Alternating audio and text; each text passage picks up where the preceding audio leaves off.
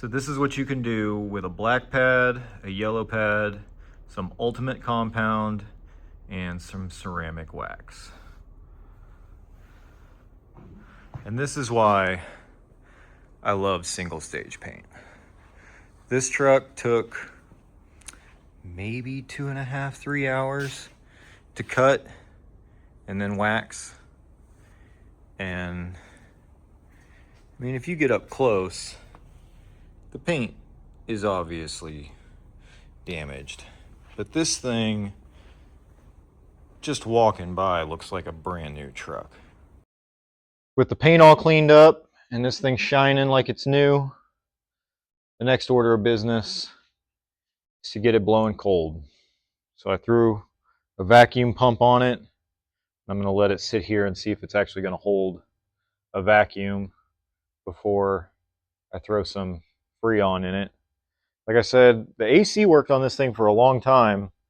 I don't know what actually let go. I may actually have to charge it and throw some dye in it and then see where the leak is coming from. That's usually my process. And honestly, it's already August. Summer's going to be over before too long. And I do want to pull that engine, sometime this year or maybe the beginning of next year. And I'll probably have to discharge the system. And if it leaks out and I don't have to deal with that, that's actually a good thing. But now we have nice paint and cold AC. Now I'm going to pull the seats, figure out what I'm going to do with those. And when it was sitting in here the other day, the rear wheel cylinder on the passenger side was leaking, which is the brake issue. One of the things I really want to do is ditch these factory seats. There's nothing really wrong with them. They're actually in remarkably good shape. But they don't really have any bolstering. You feel like you're just going to fall out of them.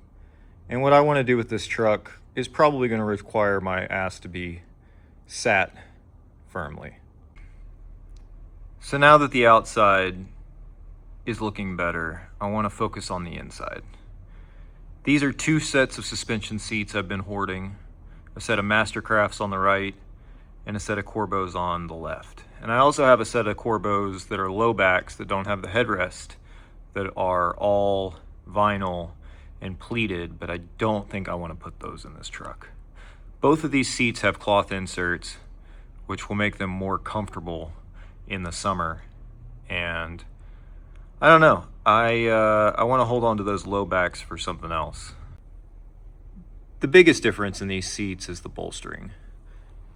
These seats are much higher bolstered than the Corbos. And I do plan to utilize the factory seat belts in this truck, which is making me lean towards the Corbo. And although these Mastercrafts are probably in worse shape and thus should be used on this shittier project, I may end up using those Corbos. I don't even know why I'm filming this. Nobody really cares to watch somebody pull a seat out. But gotta learn. We'll figure out what goes in the video and what doesn't. All right. Seat bolts are out. Let's see if this guy will come out here. Seats are out. Like I said, the carpet in this thing is actually really nice. Goodness, is it dirty. I'm going to give it a good vacuum, a good wash. We'll see how good it comes back. Also look at these seat frames while I've got you here. Basically, I think I should just be able to unbolt these seats. And I chose both of these. I have some other suspension seats that have like tabs, but both of these are have these flanges on them. And I think that these are going to be super easy to adapt to the factory slider. So the slider is still good. It's just the handle on these that's bad. And I want to get rid of this center console flip up seat.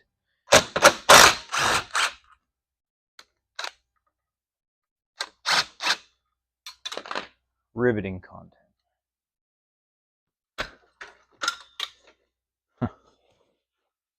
All right. So here are the seat bases pulled, and the seat mounts here were about a half inch too short to fit, but they were the perfect width. These seat bases are going to bolt directly to these seats now that I've opened up these slots.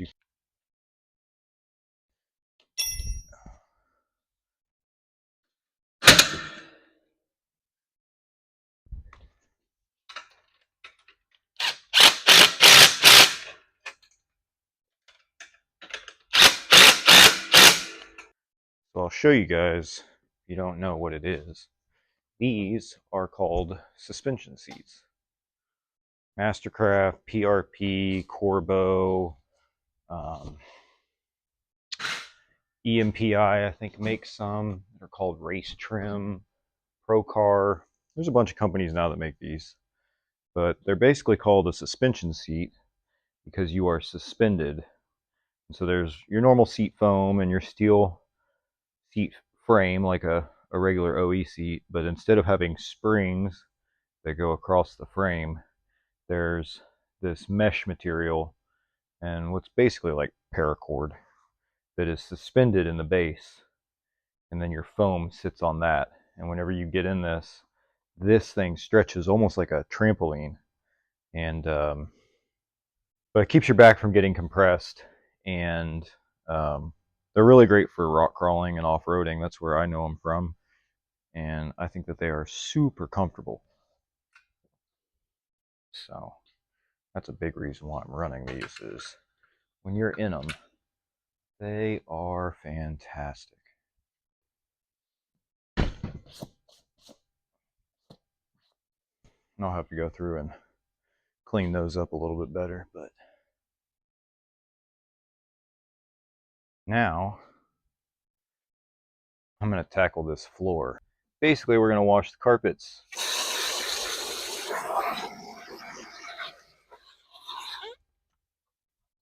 We've got carpet cleaner in here and a dish scrubber and a water hose and a shop vac without the filter in it.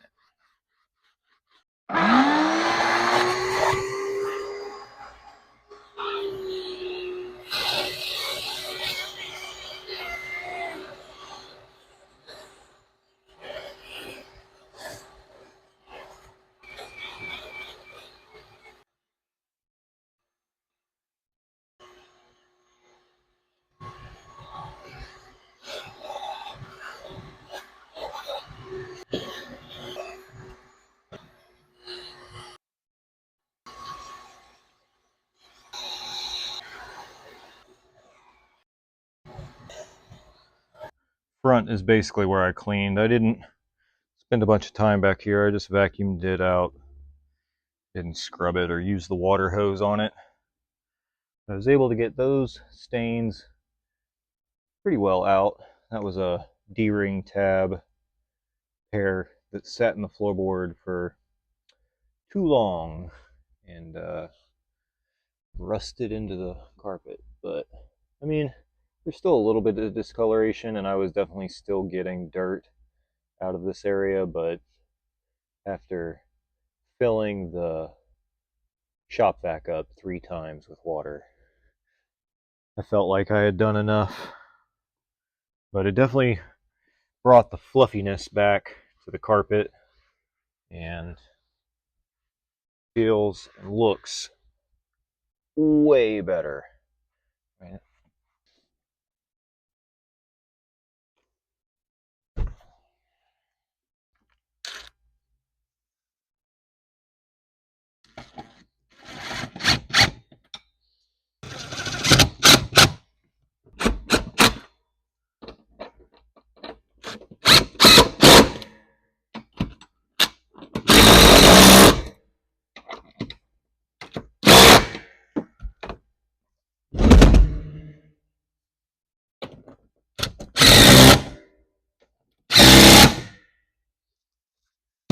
Nice.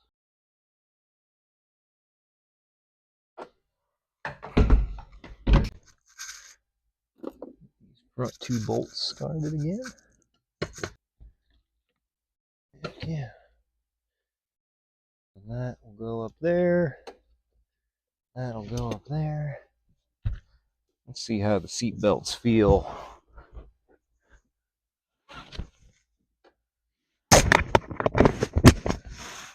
Not too bad. Oh, those look so good in there. There's just enough black in this interior for the black seats and the gray dash and gray carpet and everything to go together well. Those look rad. Now that I have the Ranger shined up, the interior cleaned up, seats that I want to sit in installed, and AC blowing cold, the next thing that I want to tackle on this thing to get it back to where it's something I want to drive is being able to see at night. These are the original headlights, and they are pretty bad. So picked up a cheap set of replacement headlights. I'm going to go ahead and replace all the ambers, and I'm also going to replace the tail lights in the rear. And I think between all of that stuff, this thing's going to look pretty good. It's now several hours later, and both sets of lights are in. However, I did discover that I only got a driver's side blinker housing. So I put in to get the replacement for this side, and in the meantime, I did buff it. And we're just going to rock on without the new one. Thankfully, this truck has good enough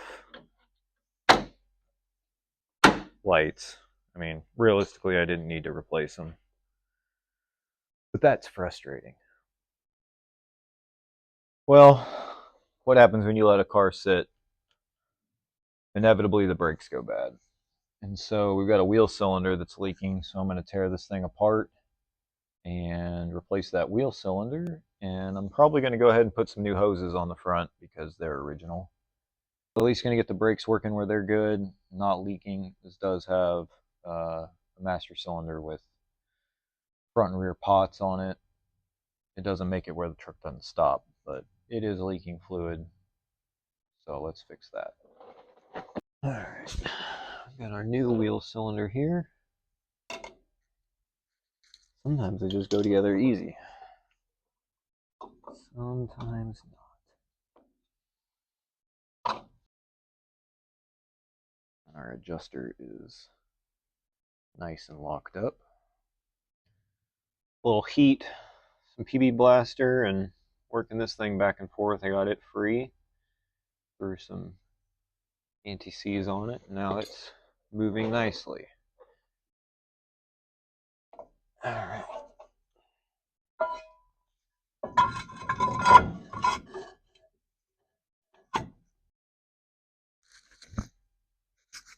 Alright, with the rear wheel cylinders done, the next braking problem is these brake hoses. You smash your finger. These are the original hoses, and they're in pretty poor shape. And this thing has a little bit of an issue of the brakes locking up every once in a while. Basically, you'll hit the brakes and the caliper doesn't want to release. And I don't think the calipers are actually bad. I think what's happening is the hoses are holding the pressure and slowly releasing. So first thing I'm going to do before I do anything is pull the bleeders out of the calipers, take a drill bit and run it down in there and get it where you can see that drill bit running real nice at the bottom, because we want to make sure that we can bleed these brakes when we're done. That's done, and we can throw that back in the caliper. Just back from the maiden voyage. So let's go for a little drive. And you'll see what is so bad about a 91 Ranger with a 2.9.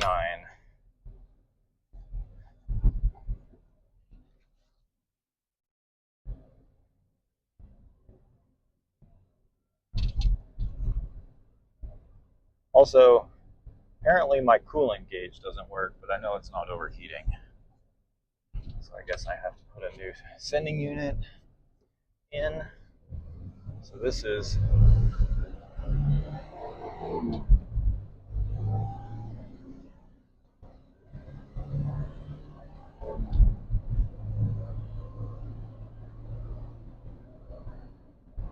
that was full throttle to get us here. And anything over 2,000 RPMs, it's pretty decent. Like, you give it a little gas and it slowly accelerates.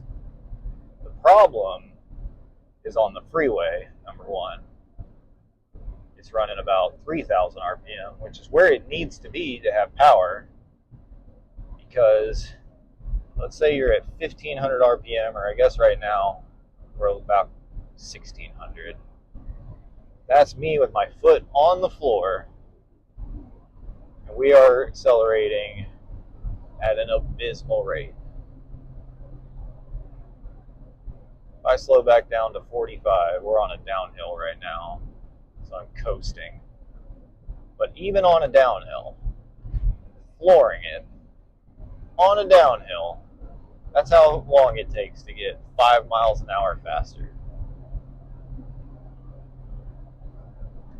Heaven forbid you're going uphill, which is what we're about to do.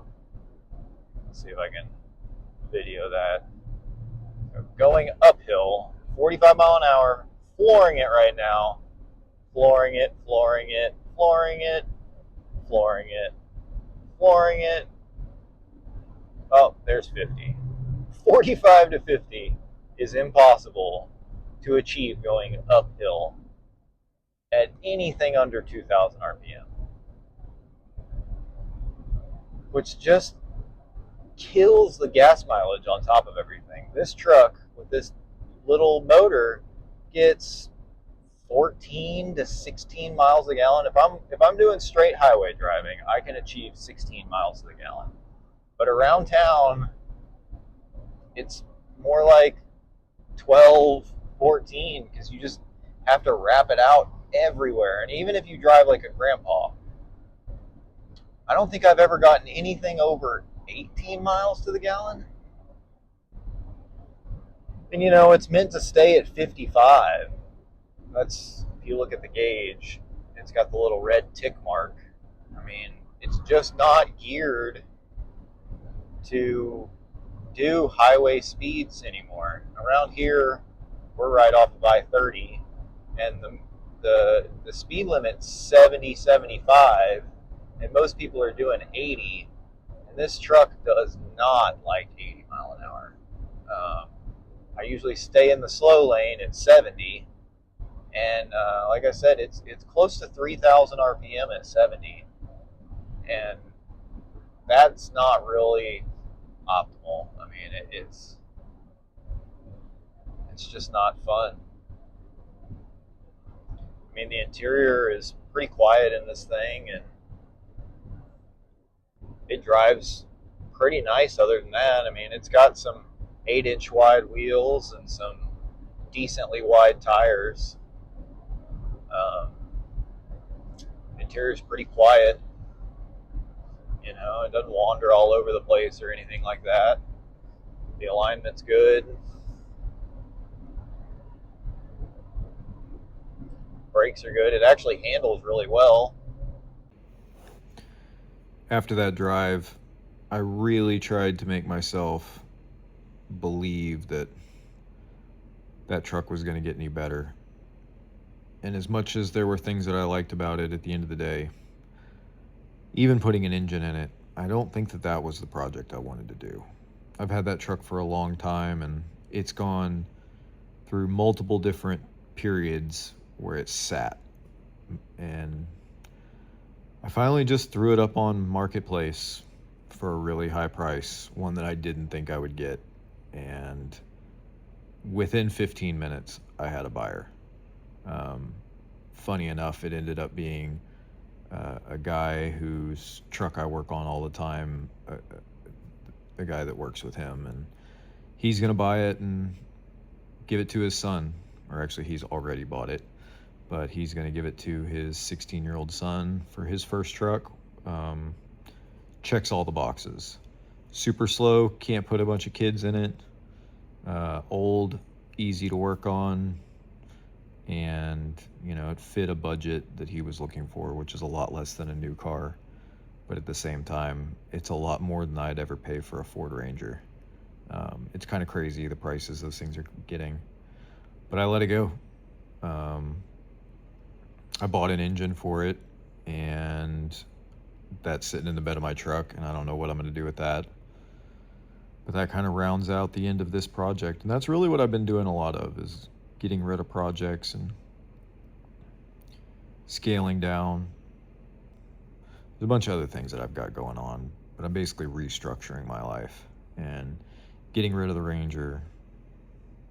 That's one step closer to moving towards a project that I actually want to work on.